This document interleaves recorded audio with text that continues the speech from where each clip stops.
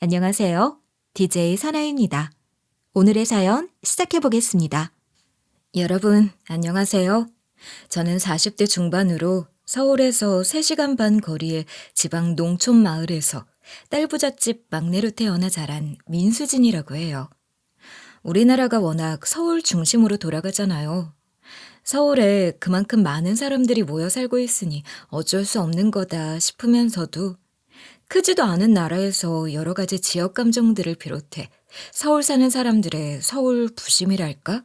그런 것들도 무시할 수 없는 문제다 싶을 때도 많아요.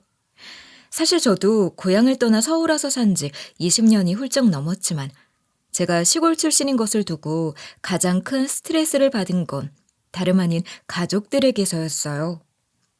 그래서인지 다른 어떤 곳에서 받았던 차별보다도 잔인하게 느껴졌던 것 같아요.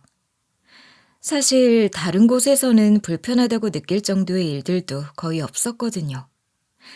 제가 오늘 드리려는 이야기는 저를 그렇게 무시하며 서울 부심 부리던 저희 두 형님들과 저의 시모, 그리고 제가 함께 얽힌 이야기가 될 거예요. 저를 그렇게 무시하던 그 형님들이 끝내 어떤 말로를 겪게 되는지 여러분들께서 끝까지 제 이야기를 들어주시리라 생각하고 제 이야기를 시작해 보겠습니다. 잘 들어주세요. 제가 딸부잣집 막내였다고 말씀드렸잖아요. 제 위로 언니만 셋이 있었답니다. 그러니까 제가 넷째인데 제 나이에 제가 자란 곳에서도 형제가 그렇게 많은 집은 드물었어요.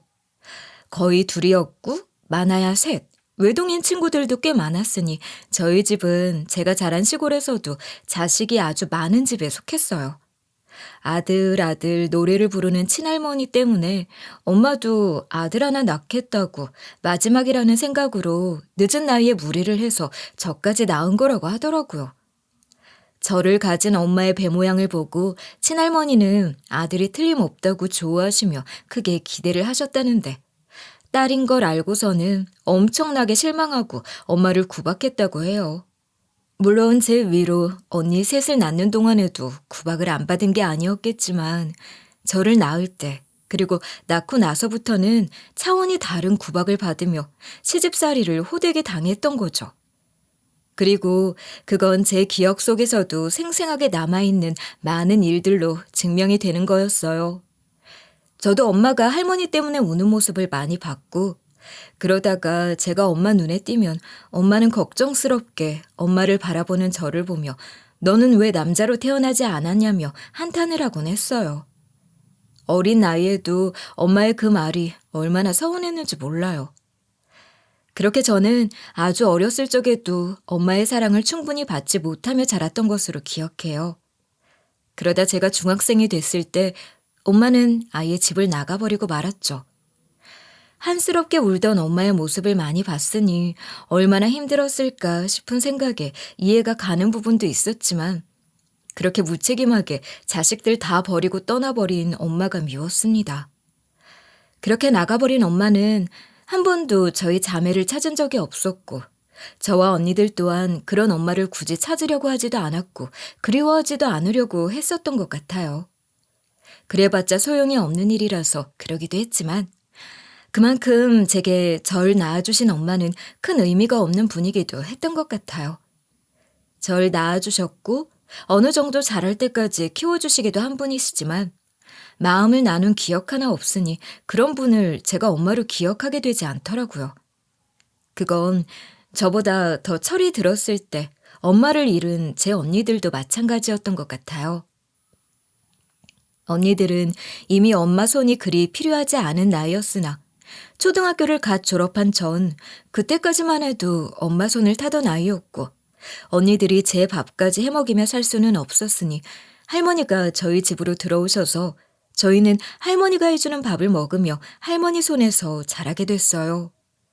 할머니는 언제나 무서운 분이셨고 아버지는 그런 할머니로부터 저희를 보호하거나 지켜줄 의지가 없는 무심한 사람이셨죠.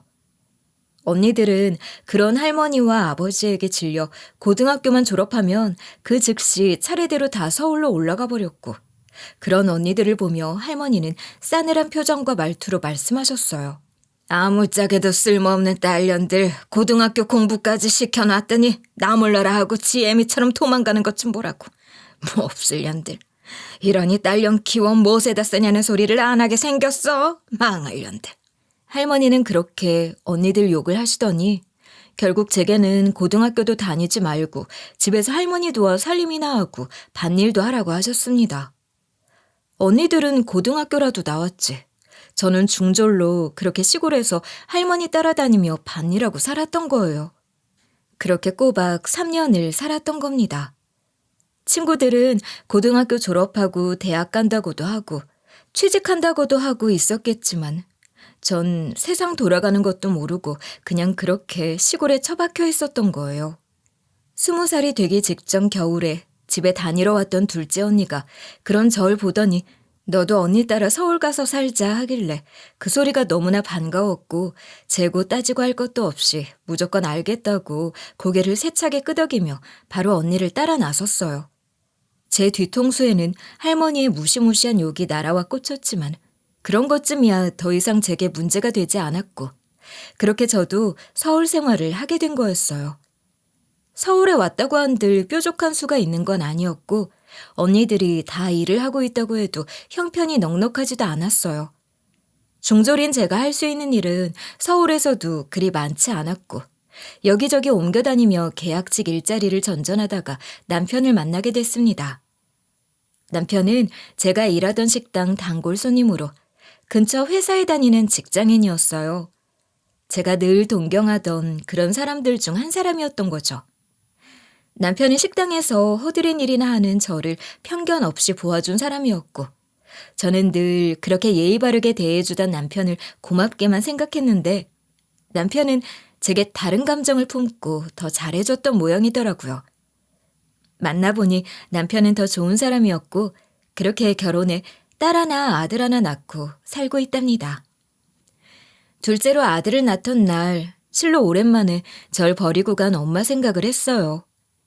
딸 낳을 때는 안 그러더니 엄마가 그렇게 소원하던 아들을 낳아서 그랬는지 엄마 생각이 나더라고요. 그래도 딱히 슬프거나 아프거나 그랬던 건 아니었어요. 엄마는 제게 상처를 남긴 사람도 아니고 그냥 그렇게 없어진 사람이었던 것 같아요. 엄마를 더 잊고 살 수 있었던 건 남편만큼이나 좋은 시모 덕분이었을지도 모르겠습니다. 시모는 마음이 정말 따뜻한 분이셨어요. 엄마 사랑 받아본 적 없는 제게는 그런 시모가 엄마였어요. 시모도 제가 살아온 사연은 아시니 저를 친딸처럼 대해주셨죠. 남편에게는 위로 형만 둘이 있었으니 시모도 딸이 없으셨던 거잖아요. 그래서 절 더 아껴주셨던 건지도 모르겠어요. 제가 아들을 낳고 저도 모르게 엄마 생각이 나서 눈물을 흘렸는데 시모가 제 눈물의 의미를 단번에 알아채시는 거예요. 너희 할머니가 그렇게 아들 하셨다더니 네가 아들을 낳고 보니 어머니 생각도 더 나고 그렇지? 어머니, 어떻게 제 마음을 그렇게 잘 아세요? 저 정말 엄마 그립다는 생각 거의 해본 적 없는데 아니, 지금도 뭐 엄마가 그립다는 건 아니지만 그래도 엄마 생각이 나긴 나더라고요. 그래, 다 그런 거야. 자연스러운 거지. 그러니까 그런 감정들 굳이 숨기려고 하지 말고 드러내놓고 해도 돼. 다른 사람한테는 몰라도 나한테는 그래도 된다.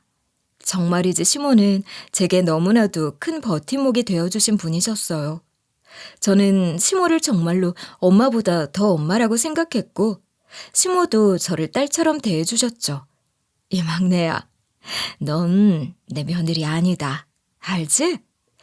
나는 너 내 딸이라고 생각해. 우리 막내딸이 심성이 참 곱잖니. 시모는 그렇게 절 막내딸이라고 불러주시며 언제나 제 칭찬을 많이 해주셨어요. 우리 막내는 반물을 딱 맞게 잘도 맞추지. 우리 막내는 내가 말하지 않아도 내 마음을 제일 잘 알아주지. 우리 막내는 씩씩해 보여도 마음이 참 여린 아이지 하며 저에 대한 시모의 생각을 참 많이도 들려주셨어요. 저는 시모의 그런 말씀들이 다 하나같이 너무나 감사했답니다. 시부도 잔정이 많은 분이셨기에 저는 남편 복도 있지만 시부모 복도 너무 있다 하며 얼마나 감사했는지 몰라요. 막내 며느리라고 특별히 예뻐해 주셨던 시부가 암으로 돌아가셨을 때도 그래서 정말 많이 울었어요. 시모랑 둘이서 부둥켜 안고 울었으니 남편, 아버지 일은 모녀였을 겁니다. 사람 마음이나 관계라는 게 그렇잖아요. 주고받는 과정에서 더 깊어지고 뜨거워지는 거 말이에요. 그러니 저와 시모도 그렇게 부대끼고 나누고 살면서 더욱 애틋한 사이가 되어왔던 것 같아요. 여기까지는 정말 더 바랄 게 없는데 말입니다. 정말 너무 아름다운 이야기이지 않나요? 그렇지만 이게 끝이 아닌 거죠. 제가 이야기를 시작하면서 예고했듯이 제게는 아주 얄미운 두 형님이 계셨어요. 그 두 형님이 저를 얼마나 힘들게 하고 괴롭혔는지, 저를 얼마나 깔보고 무시했는지 어디 한번 들어보시겠어요? 미리 말씀드리지만 분노가 동반될 수 있으니 주변에 뭐 막 던지고 싶게 생긴 그런 게 있다면 멀찌감치 치워놔 주세요. 저희 형님들 이야기 듣다가 핸드폰 던져서 액정 깨졌다고 하시면 제가 그거 다 물어드릴 수도 없는데 어떡해요. 이제 그럼 제가 저희 그 두 형님들에 대한 이야기를 해볼게요. 솔직한 말로 아주버님들이나 형님들 다 고마운고만하니 별 볼 일 없는 사람들이거든요. 제가 처음 서울 왔을 때만 해도 서울 사람들은 다 잘난 것 같고 다 잘 사는 것 같고 뭔가 그렇게 다들 달라 보이는 그런 게 있었는데 저도 서울 생활 몇 년 하면서 보고 듣고 겪는 게 있었으니 서울 사람이라고 다 그런 게 아니라는 것도 알게 됐고 서울에도 진짜 형편 힘들고 어려운 사람들 많다는 것도 알게 됐죠. 시골 저희 고향 마을에는 그래도 밥 굶을 걱정하는 사람은 없었는데 서울에는 그런 사람도 많으니까 말이에요. 하여간 제가 시집 올 무렵엔 저도 서울 사람에 대한 환상이나 동경이 전혀 없었는데 형님 두 분은 지방 사람을 얕잡아 보는 경향이 너무나도 강한 전형적으로 서울 부심 부리는 사람들이었어요. 게다가 둘 다 한 성격 하는 사람들이라 말투도 공격적이고 사나워서 영 저랑은 안 맞는 사람들이었죠. 그러면서도 어이없는 게 지방 사람들 사투리 쓰는 걸 보며 뭐라고 하는 거예요. 아, 정말 난 사투리가 그렇게 무섭더라. 같은 우리나라 말인데도 어쩜 그렇게 다른지. 억양도 세고 그러니 사람들도 난폭해 보이고 말이야. 맞아요. 형님 말이 꼭 맞지 뭐예요. 아니, 그리고 말이야 바른 말이지. 그건 선입견도 편견도 아니고 팩트잖아요, 팩트. 시골 사람들 험악한 건 사실이지 뭐. 안 그래요? 아, 맞다.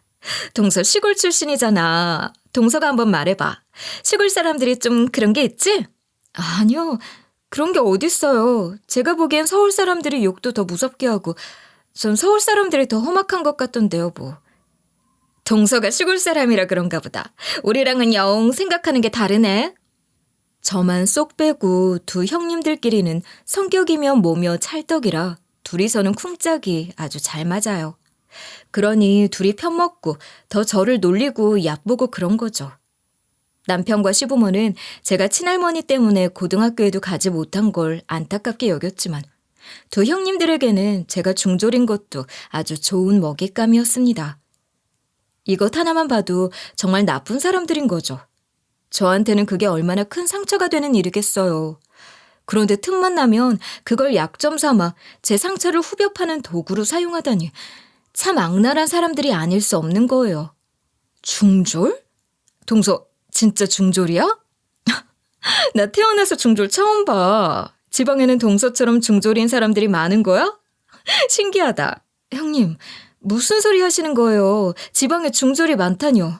여태 대통령들 거의 대부분 지방 출신인데 그럼 그 사람들 다 중졸이겠네요? 웃겨. 동서 정말 웃기는 거 알아? 지방 사람들은 할 말 없으면 꼭 그 얘기하더라. 나는 말이야 솔직히 서울 사람들이 광역시도 지방이라고 시골이라고 하는 거 웃기다고 생각하는 사람인데 동선의 집은 진짜 시골이라면서 집에 소도 키우고 그랬어? 그러네 정말. 동서는 진짜 시골 사람인 거잖아. 그럼 동서는 지하철은 서울 와서 처음 본 거야? 그런 동네에도 버스는 다니지? 아닌가? 경운기 이런 것만 있나? 형님들은 여행도 별로 안 다니셨나 봐요. 서울에서 태어나서 서울 밖으로 나가보신 적 아예 없으신 거예요? 서울 촌놈이란 말이 괜히 있는 게 아니네요. 그리고 요즘 매체가 얼마나 다양한데 그런 말씀하시는 걸 보니 이것저것 좀 다양하게 보고 간접 경험이라도 쌓으셔야겠네요. 저는 그런 식으로 형님들의 좁은 식견을 무시해보기도 했지만 제가 그런다고 형님들이 제 말에 기죽을 사람들이 아니죠. 그럴 사람들이었으면 처음부터 제게 그런 얘기를 하지도 않았겠지만 그렇다고 형님들이 뭐라고 하든 가만히 듣고 있을 순 없잖아요. 그러니 늘 그런 식으로 저와 형님들 간에 의미 없는 공방전이 벌어지곤 했던 겁니다. 시골 사람들은 밥도 많이 먹는다던데 동서는 그런 것 치고는 적게 먹네. 집에서 키운 것들로 반찬 만들어 먹고 살았어? 어머, 동서네 집에서 쌀도 키워?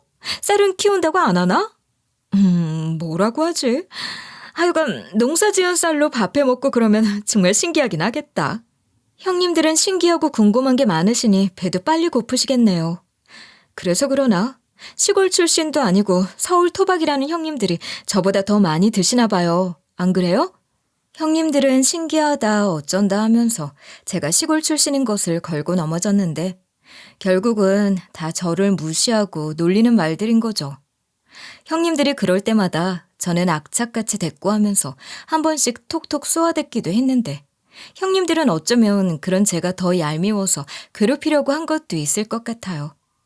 어떻게든 제 기를 죽여놓고 싶은데 제가 형님들 뜻대로 당해주지 않고 제 할 말 다 하려고 드니까 더 약이 올라서 괴롭혔던 건지도 모르죠. 어찌되었거나 형님들이 잘한 건 없다고 생각해요. 게다가 둘이서 편을 먹고 절 괴롭혔던 거잖아요. 이것만큼 나쁜 게 또 어디 있겠어요? 형님들이 작당해서 절 괴롭혔어도 제게는 친정엄마 같은, 아니 친정엄마보다 저를 아껴주시는 시모가 계셨으니 시댁에 가는 게 좋기만 했어요. 형님들 그런 소리들은 애써 신경 쓰지 않으려고 했죠.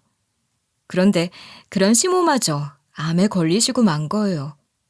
이미 시부가 암으로 돌아가셨으니 시모마저 암에 걸리셨다고 하는 이야기를 듣는 순간 저는 다리에 힘이 풀릴 정도로 무기력해지는 것 같았습니다. 시모는 아직 한참 더 오래오래 제 곁에 계셔주실 거라 믿고 있었는데 왜 그런 나쁜 병이 저희 시부모에게 차례로 찾아오는 것인지 원망할 대상도 없이 원망하는 마음이 들었던 것 같아요. 시부가 병을 알게 되시고 얼마 지나지 않아 돌아가셨기 때문에 더 겁이 나기도 했고 시모에게도 시간이 얼마 남지 않았을지 모른다는 생각에 시모와 더 좋은 시간을 보내야겠다는 생각이 들기도 했어요. 그리고 무엇보다도 두 형님들에게 시모를 맡길 생각이 없었으니 저는 시모가 암에 걸리셨다는 이야기를 듣자마자 제가 시모를 모셔야겠다고, 제가 시모 병수발을 들어야겠다고 생각을 하고 있었어요. 그렇게 시모가 암투병을 하셔야 하는 상황에서 제가 그런 생각을 하고 있었던 것과는 다르게 형님 둘은 이 핑계 저 핑계 대며 어떻게든 병수발만큼은 할 수 없다는 의지를 드러내며 서로 안 모시려고 하는 게 뻔히 보이는 거예요. 내가 허리 디스크가 고질병 아니야. 내 살림도 힘들어서 못하는데 어머님을 내가 어떻게 모시겠어. 마음이야 굴뚝이지만 몸이 안 따라주니 어쩔 수가 없네. 맞아요. 형님은 무리시죠. 허리 덧나면 그 고생을 또 어떻게 해요? 동서, 그나저나 나도 우리 둘째 때문에 힘들 것 같은데 어떡하지? 동서도 알다시피 우리 둘째야 몸이 약하고 예민하잖아. 요즘은 아토피까지 심해져서 내가 정말 힘들어 죽겠어. 하나부터 열까지 내 손 안 가면 되는 일이 없다니까. 내가 애 보면서 어머님까지 보기는 좀 힘들 것 같아. 말이나 못하면요. 큰형님이나 작은형님 둘 다 애초에 어머님 모실 마음이 없다는 거 뻔히 아는데 얄미운 표정으로 사람 놀리듯이 절 앉혀놓고 그런 말을 하는 거예요. 형님들 사정은 저도 알고 있는 것이고 전혀 없는 소리는 아니고 어느 정도는 들어줄 수 있는 이야기라는 것도 알아요. 그렇지만 둘 다 자기 힘들 거 생각해서 절대 시모를 모실 수 없다고 말하는 거잖아요. 그 정도로 힘든 게 아니면서 말이에요. 그러니 아이의 이해가 안 가는 건 아니었지만 좀 많이 괘씸하더라고요. 게다가 형님들이 과거에 해왔던 행적을 보면 당연히 괘씸할 수밖에 없는 거였어요. 아주버님과 형님들이 시부모에게 지원 받을 만큼 받은 거 저도 다 아는데 받을 때는 살랑거리며 어머님, 아버님 하더니 이런 상황이 되니까 저러는구나 싶어서 아무래도 제 속임말은 해야 될 것 같았어요. 형님들 말씀 잘 알겠는데요. 솔직히 참 양심도 없다 싶고 어떻게 부모한테 저러나 싶네요. 그냥 있는 대로 말씀드릴게요. 전 형님들이 참 나쁜 사람들이라고 생각해요. 아니, 동서, 지금 그게 무슨 뜻이야? 나쁜 사람들이라니. 지금 큰형님도 계시는데 그게 동서가 할 소리야? 네, 제가 오늘만큼은 바른 소리 좀 하려고 해요. 솔직히 형님들이 뭐라고 하든 저는 제가 어머님 모실 생각하고 있었지만 형님들 이러시는 모습 보니 그냥 좋게 제가 모시겠다고 하기는 싫어서 이렇게라도 몇 마디 해야겠어요. 동서, 정말 미친 거 아니야? 어머니 마음 걸리셨다는데 동서가 나서서 대체 왜 이러는 거야? 아니야, 둘째 동서, 가만히 좀 있어봐. 막내 동서가 뭐 할 말이 많은 모양이니 어디 한번 들어나 보자고. 그래, 그 해야겠다는 말 어디 한번 들어보게 해봐. 형님들 말씀하시는 건 그냥 듣고 있기 힘들 정도예요. 진짜 너무한 거 아니에요? 아버님 살아계실 때도 부모님께 큰 도움 받았고 아버님 돌아가신 후에도 걸핏하면 어머님께 힘들다 소리하면서 소소하게 받아간 게 얼마냐고요. 그것도 적은 돈 아니잖아요. 어머머, 동서 말 참 이상하게 한다. 도움 받은 건 받은 거고 우리도 효도는 하고 있어. 왜 이래? 그러니까 지금 막내 동서 말은 우리가 받을 거 다 받아먹고 돈값 안 하려고 한다 이 소리야? 동서는 받은 것도 적은데 어머니 모시는 게 억울하다는 거야 뭐야? 세상에, 맞네. 그런 얘기네. 동서 진짜 맹랑하다. 결국 동서도 돈 얘기하는 거면서 뭘 그렇게 잘난 척이야? 지금 우리 가르쳐? 아쉬울 때는 그렇게 뻔질나게 드나들며 어머니 어머니 하면서 아양을 떨더니 암 치료하셔야 하는 어머님을 두고 어떻게 그렇게 자기 생각들만 할 수 있어요? 어머님이 지금까지 해주셨던 것들 생각해서라도 그러면 안 되는 거 아니냐고요. 제가 지금 돈 얘기를 하고 있다고 생각하세요? 제 말씀을 제대로 좀 새겨 들으세요. 동서. 나도 동서 말 더는 못 들어주겠네. 효도는 각자 알아서 하는 거고 우리가 지금 상황에 이래서 못 모시는 거라고 하잖아. 우리가 뭐 불효를 하고 있는 건 아니지 않아? 그러니까요. 나 정말 억울해 죽겠네. 우리 상황을 좀 보란 말이야. 큰형님이나 나나 도저히 그럴 수 없다는 거 동서 눈에는 안 보여? 우리가 거짓말하냔 말이야. 어머님이 얼마나 잘해주셨는데 이러시는 거예요? 자식된 도리를 떠나서 인간적으로도 이러면 안 되는 겁니다. 생판 남이어도 그 정도 도움 받았으면 은혜를 갚는 게 도리죠. 짐승도 은혜 기억하고 갚는다는데 솔직히 전 형님들 이러는 거 보니까 기도 안 차네요. 하고 싶은 말 다 꺼내자면 입에도 못 담을 말이라 차마 꺼내놓지도 못하겠다고요. 동서, 지금 말 다 했어? 그러니까 지금 우리더러 짐승만도 못하다 그 소리 하고 싶은 거야? 기가 막혀서. 동서야말로 어머님더러 친엄마 같다 하면서 그 유난을 떨더니 그 마음으로 어머님 잘 모시면 될 것이지 막상 병수발 들게 생겼으니 억울해서 그러는 거 아니야. 우리한테 왜 이래? 지금 싸우자는 거야?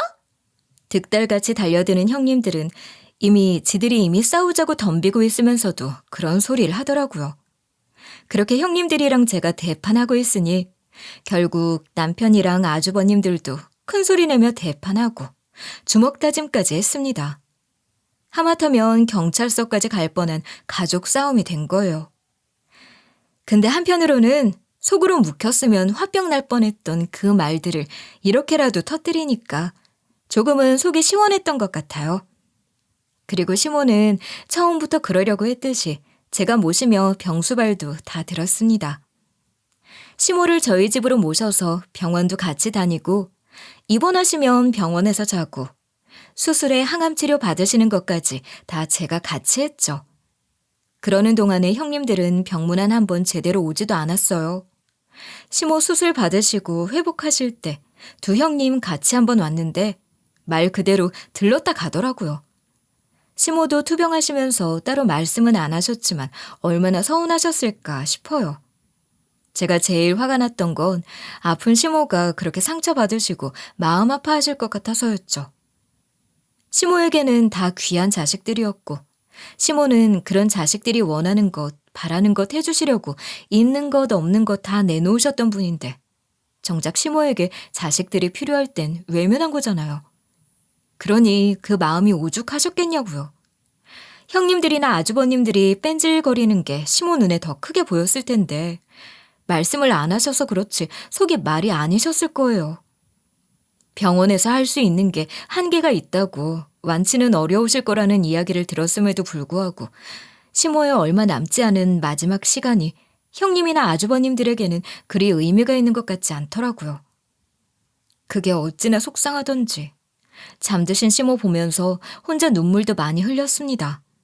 저라도 더 잘해드리고 싶어서 곁에서 말씀도 더 많이 나눠드리고 남편이나 저희 애들한테도 시모랑 더 많은 시간 보내라고 입버릇처럼 말하고 그랬던 것 같아요. 그런데 제가 그렇게 마음 아파하며 깊이 믿었던 시모에게 대단한 뒤통수를 맞았지 뭐예요. 시모는 시모한테 받은 걸 당연시 여긴 자식들도 자식이라고 돌아가시기 전에 아주버님과 형님들에게 곧 재개발 들어갈 집을 하나씩 물려주시더라고요. 제가 유산에 전혀 관심이 없었다면 그건 거짓말이겠죠. 시모가 돌아가시기 전에 유산에 대해 어떤 식으로든 정리라고 해야 할까요?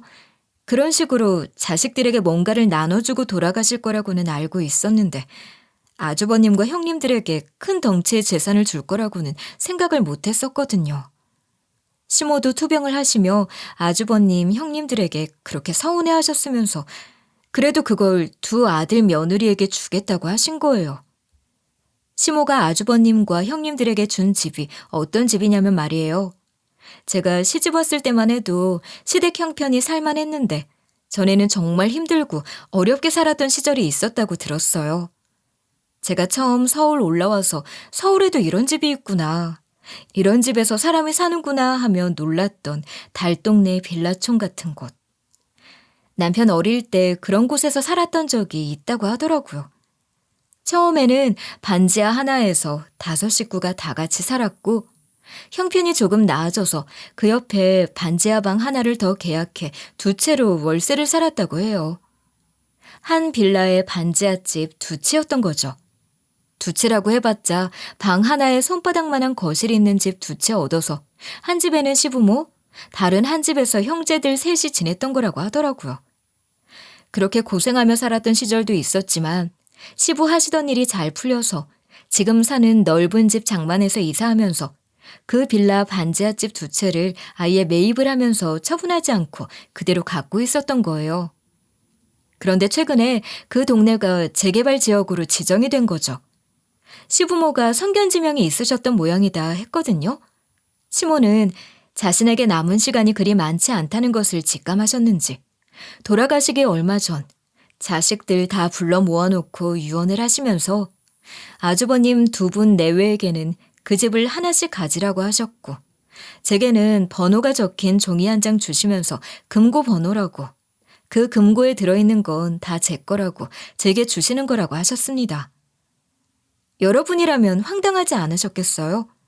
제가 시모를 얼마나 특별하게 생각했는데 친엄마 정 모르고 자란 제가 모녀간 정 나누는 게 이런 거구나 생각하며 살았고 시모도 절 각별하게 여긴다 생각했는데 형님들에게는 집을 한 채씩 주시면서 제게는 딸랑 금고 번호라뇨. 배신도 이런 배신이 없다 싶었습니다. 금고에 뭐 대단한 게 들어있을지 어떻게 아냐고요? 아이고, 그런 게 아닌 걸 아니까 배신이라는 거죠.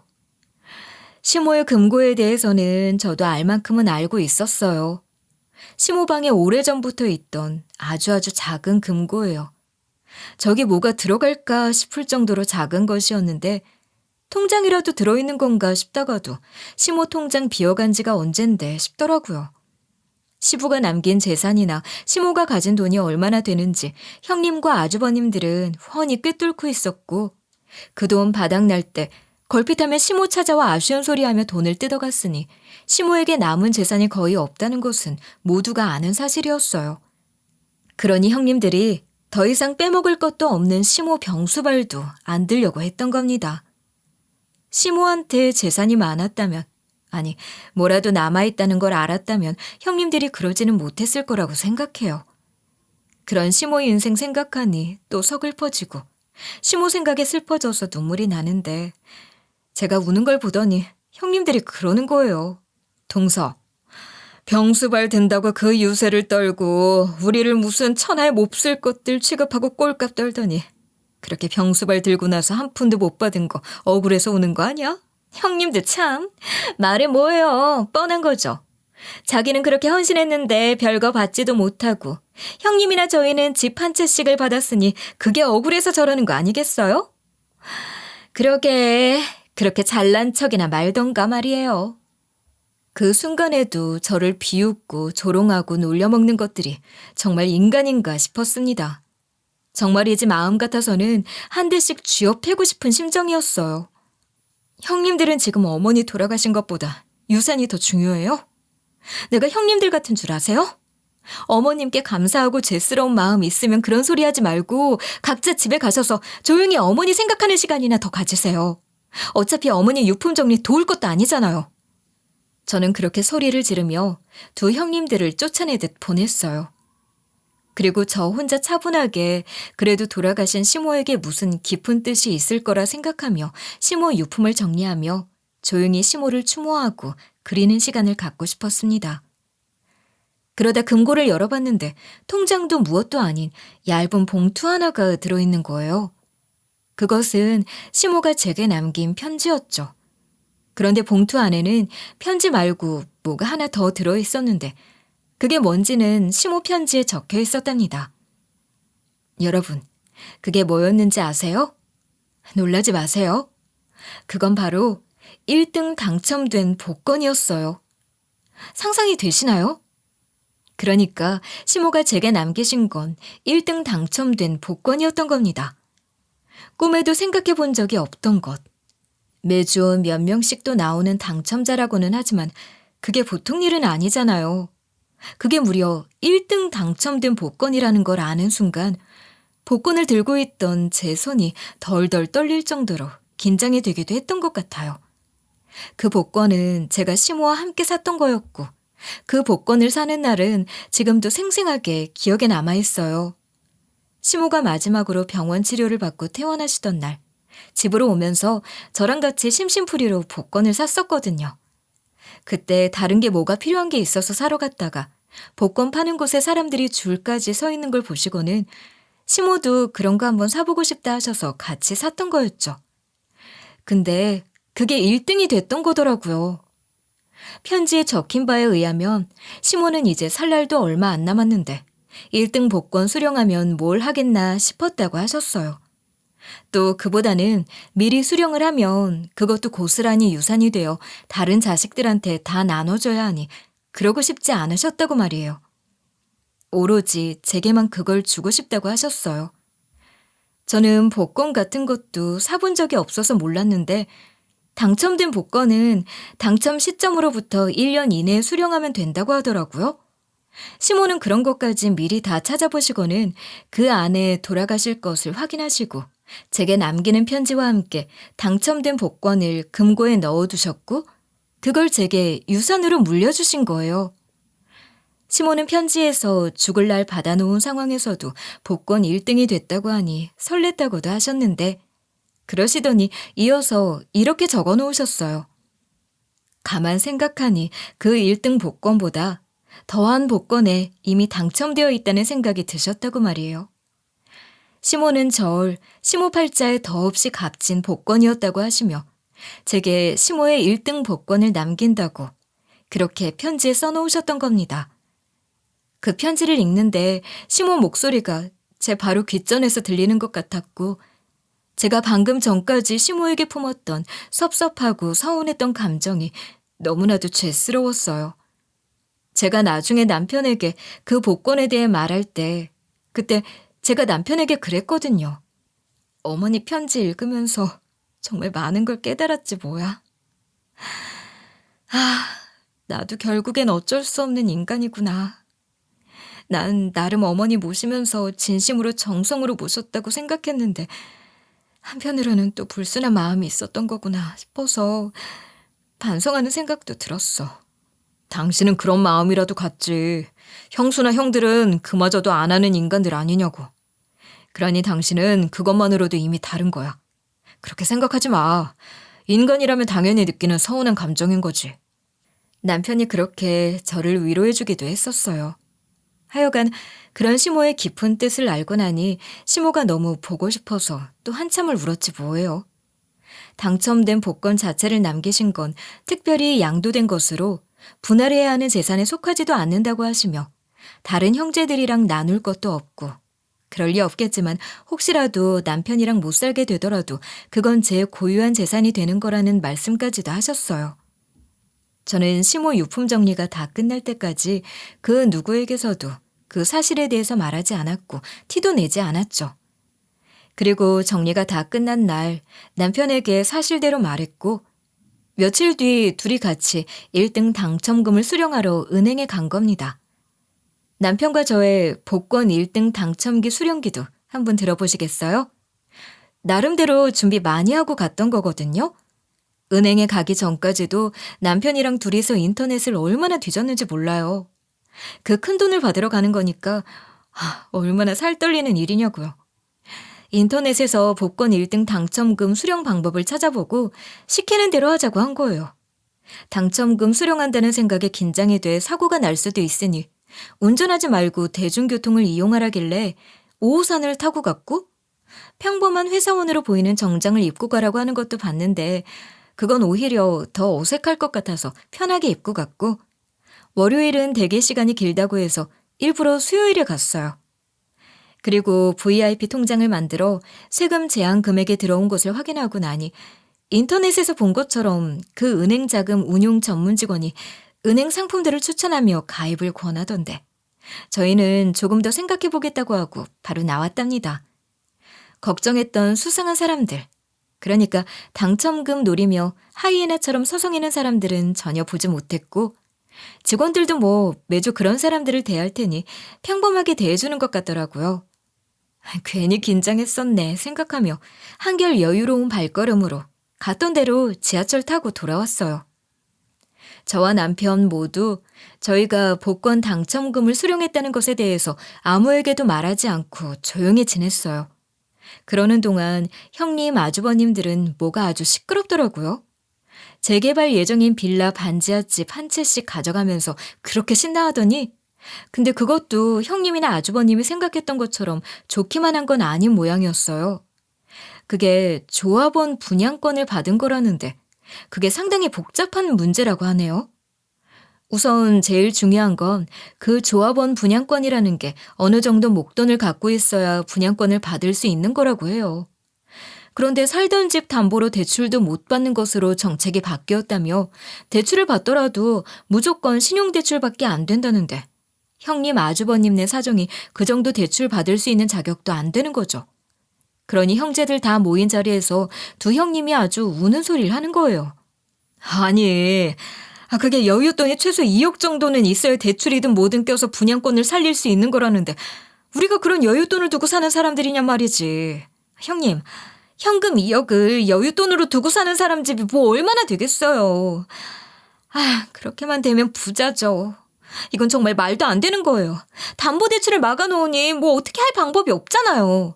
하도 우는 소리를 하길래 그 소리 들으며 저도 좀 찾아봤는데 초기 부담금 외에도 추가 부담금으로도 입주할 때 일시로 몇 천씩 내야 한다고 하고 다들 골치 아픈 거라고 소리를 많이 하더라고요.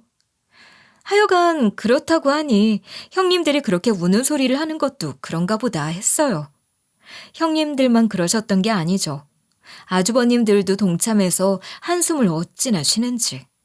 남편도 그런 아주버님들 하소연 들어주느라 힘 좀 들었을 거예요. 분양받을 여윳돈이 없으니 어째. 별 수 없이 조합원 분양권 포기하고 현금 정산자 돼서 보상금이라도 받으려고 하는데 그것도 간단한 게 아니더라고. 아니, 왜요? 그냥 보상금 받는다고 하면 그 돈 받고 끝내면 되는 거 아니에요? 우리도 그럴 줄 알았지. 그런데 감정가가 말도 안 되게 적게 나와서 좀 알아보니 변호사 끼고 재감정 의뢰라도 하려면 그것도 다 돈 들어가는 거더라고. 그게 또 그런 문제가 있는 거네요. 참, 뭐 하나 쉬운 게 없어요. 그렇게 형님과 아주버님들은 불평불만이 이만저만이 아니었어요. 시모 유산으로 재개발 분양권 생겼다고 그렇게 좋아하며 저를 약 올리지 못해 안달이더니 이제 와서 이게 다 뭐냐고 완전 똥 밟은 거다 하며 또 난리도 아닌 거예요. 그 와중에 형님들 귀에 제가 복권 당첨금을 받았다는 얘기가 들어간 거죠. 저랑 형님들이야 사이가 영 그렇지만 애들끼리는 사촌들 간의 사이가 아주 좋거든요. 그러니 저희 애들도 형님네 조카들이랑 단톡방도 있을 정도로 친하게 지내는 것 같던데 그렇게 지들끼리 교류를 하면서 말이 샌 것 같더라고요. 저희 애들이 남편과 내가 복권 당첨금에 대한 이야기를 하는 걸 들어버려서 물어보길래 애들한테는 사실대로 얘기를 해줬어요. 그러면서도 전 분명하게 말했어요. 복권 당첨금이 생겼다고 크게 달라지는 건 없을 거라고 말이에요. 아빠도 회사 계속 다니실 거고 니들도 지금 하는 것처럼 공부 열심히 하며 학교 다녀야 한다. 이사 같은 것도 계획이 없다. 그 돈은 정말 소중한 할머니 유산으로 받은 것이니 흥청망청 쓸 수 없다고. 우리 사는 것이 조금 더 여유로워졌다는 마음의 풍요로움을 갖고 사는 것만 해도 감사한 일이다 하면서 알아듣게 얘기를 했었어요. 그건 남편과도 상의해서 결정한 저의 진심이었고 앞으로의 계획이기도 했어요. 그래도 저희 부부가 자식들을 잘 키운 것인지 자식들도 저희 생각에 동감을 해줬고 그 돈은 오로지 저희 부부의 노후를 위해 쓰라고 하는 거 있죠? 제 계획은 그런 거지만 저한테 목돈이 있다는 걸 알게 된 형님들이 가만히 있었겠어요? 당첨금 수령하는 은행 근처에서는 구경도 못했던 하이에나들이 멀리 있는 게 아니었더라고요. 두 형님들이 딱 그 꼴이었던 거예요. 둘이서 번갈아 제게 전화를 해대고 어느 날은 둘이 동시에 절 찾아와서는 무슨 빌려준 돈 받으러 온 사람들 마냥 저한테 돈을 달라고 하더라고요. 동서, 어떻게 그렇게 큰 돈을 갖고 있었으면서 우리한테는 한마디도 안 할 수가 있어? 언제까지 비밀이 지켜질 것 같아? 그래 동서, 우리가 지금 상황이 말이 아니야. 보상금 얼마 받지도 못하게 생겨서 그놈의 보상금 좀 더 받자고 하니 이건 뭐 변호사 쓰는 돈이 더 들게 생겼지 뭐야? 아니 형님들, 그런 말씀을 왜 저한테 하시는 거예요? 대체 무슨 의도로 이러시는 거냐고요. 저더러 뭘 어쩌라는 거예요? 동서도 한번 생각을 해봐. 이게 그래도 흔히 오는 기회가 아닌데 분양권 받아서 좋은 새 집에서 살게 되면 좋지 않겠어? 동서 가진 돈에서 우리 도와주는 돈이 그리 큰 돈도 아닐 텐데 좀 도와줘. 이왕 그렇게 큰 돈이 생겼으니 동서네가 그 돈 당장 쓸 것도 아니고 우리 좀 빌려줘. 가족 좋다는 게 뭐야? 이럴 때 다 돕고 살고 그러는 게 가족 아니야? 언제부터 그렇게 가족 하셨어요? 저는 중졸이라 형님들이랑 다르고 지방, 그것도 시골 출신이라 형님들이랑 다르고 어머님한테 잘하는 척, 착한 척 하는 것도 꼴불견이라 형님들이랑 다르다면서 사사건건 선 긋던 분들 아니시냐고요. 동서도 참, 그게 그렇게 다 서운했어? 그래서 마음에 꽁하니 담아두고 있었던 거야? 아무리 그래도 형제간에 다 잘 돼야 좋은 거야. 동선에 살림 폈어도 형들이 제대로 못 살면 그것도 집안에 큰 우환인 거라고. 알아? 맞아. 다 같이 잘 살아야지. 형제간에 형편 다른 걸로 의상하고 그래서야 되겠어? 다 됐고요. 저한테는 형님들 그런 말씀이 하나도 와닿지도 않고 이해도 안 되니까 이런 말씀이나 하실 거면 찾아오지도 마세요. 전 일이 있어서 그만 나가봐야 하거든요. 다 쓸데없는 소리들에 이상한 논리만 펼치는 형님들에게 계속 그런 소리만 하시는 거면 연락도 하지 말라고 이제 연락 안 받을 거라고 하고 두 사람 다 돌려보냈죠. 제가 그렇게 강하게 나가니까 그때부터는 형님 둘이서 저한테 잘 보이려고 서로 아부 떠느라 정신이 없더라고요. 시집 와서 이제껏 형님들에게 선물이라고는 손수건 한 장 받아본 역사가 없는데 저 먹으라며 홍삼을 사오질 않나. 무슨 저희 또래 여자들한테 좋은 거라며 그런 몸에 좋다는 걸 바리바리 싸우고 저희 집 앞에 진치고 있다가 제가 나가면 튀어나와서는 동서 어디 가려는 거냐, 자기가 태워다 줄게, 데려다 줄게 하며 들이대고 아무리 됐다고 해도 남 장 보는 데까지 따라와서는 짐 들어주겠다, 계산해주겠다 하는데 자기들 딴에는 그런 게 다 저한테 잘 보이려고 그러는 거겠지만 전 정말이지 성 가지고 귀찮고 또 꼴 보기가 싫었어요.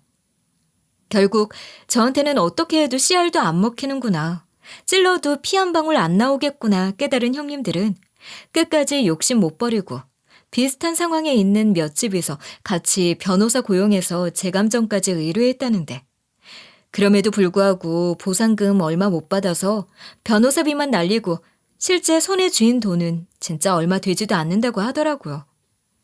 그것 때문에 여기저기 쫓아다니고 알아보고 하느라 돈만 더 썼다면서 울상인 거죠. 그러면서도 저한테 앞으로 또 무슨 도움을 받아야 할지 모르니 뭐라도 말은 못하고 제 눈치를 실실 보던데. 참, 이런 게 돈의 힘인가 싶었어요. 그 형님들이 얼마를 손에 쥐었든 손해를 봤든 그런 건 다 제 알 바 아니고요. 제가 시모가 남긴 유산, 그 복권 당첨금을 받아들고 하고 싶었던 게 딱 하나 있었답니다. 그건 바로 공부예요. 제가 고등학교도 못 간 게 평생의 한이었거든요. 그래도 나이 들면 학 버리고 그런 게 다 무슨 소용인가 싶었는데 그게 아닌 거예요. 제 경우에는 나이가 들수록 더 아쉬웠던 것 같아요. 그래서 전 일단 고졸 검정고시부터 도전할 생각이랍니다. 그리고 수능 공부해서 대학에도 가보고 싶어요. 오래전부터 사회복지에 대한 공부를 해보고 싶었는데 대학에서 체계적으로 공부하고 싶은 생각이 있어요. 그렇게 공부를 하면서 제가 가진 이 큰 돈, 시모가 남겨주신 이 유산을 좋은 곳에 쓸 수 있는 어떤 방법이 찾아질 수도 있지 않을까 하는 아직은 막연한 기대도 하고 있답니다. 여러분, 제가 이야기를 시작하면서 저희 얄미운 두 형님에 대한 이야기를 많이 하게 될 거라고 했고, 그 두 사람의 말로가 어떻게 되는지 지켜봐 주십사, 그런 말씀도 드렸잖아요. 이제 제 이야기를 끝마치려는 시점에서 여러분들이 어떻게 들으셨을지 제일 궁금한 것 같아요. 형님들이 절 얕잡아 봤던 것이나 시모 병수발을 두고 꾀를 부렸던 것, 또 시모의 마지막 시간마저도 그리 소중하게 생각하지 않고 감사한 줄도 모르던 것들. 그런 것들을 생각하면 그래도 멀쩡하게 살고 있는 그 두 사람의 말로가 너무 과분한 게 아닌가 생각하실 수도 있을 것 같아요. 그런데 전 여러분들보다 제 그 두 형님에 대해 좀 잘 알잖아요. 모르긴 몰라도 그 두 사람은 아마도 지금 약이 올라서 죽을 지경일 거예요. 자기들이 받은 유산이 별게 아니라는 것만 해도 분할 텐데 제가 받은 게 어떤 건지 너무 잘 알고 있잖아요. 그러니 앞으로 남은 평생을 그걸 두고 배 아파하면서 스스로를 괴롭히며 살 사람들이에요. 제가 솔직한 이야기를 하나 할까요? 저는 저희 형님들 중 누구라도 저의 이런 이야기를 이 채널을 통해 좀 들으셨으면 좋겠다는 생각으로 이걸 쓰고 있는 거기도 하답니다. 저희 작은 형님이 은근히 이 채널을 열심히 들으신다는 걸 제가 알고 있거든요. 작은 형님이 만약에 지금 제 이야기를 듣고 계신다면 형님께 드리고 싶은 말씀이 있어요. 형님, 너무 그렇게 배 아파하지 마세요. 형님들이 하셨던 거에 비하면 과분한 걸 이미 받으신 거라는 걸 아셔야죠.